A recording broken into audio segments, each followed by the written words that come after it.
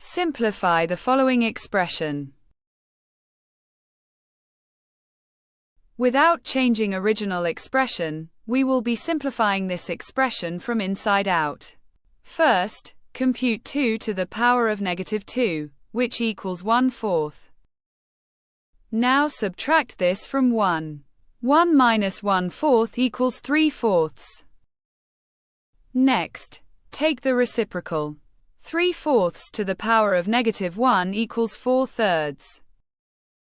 Subtract 4/3 from 1. That gives negative 1/3.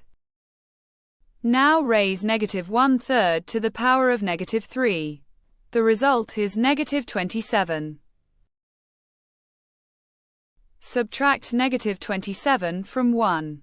That equals 28.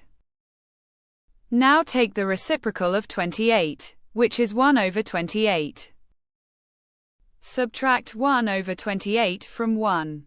That gives 27/28. Finally, take the reciprocal of 27/28. The answer is 28/27.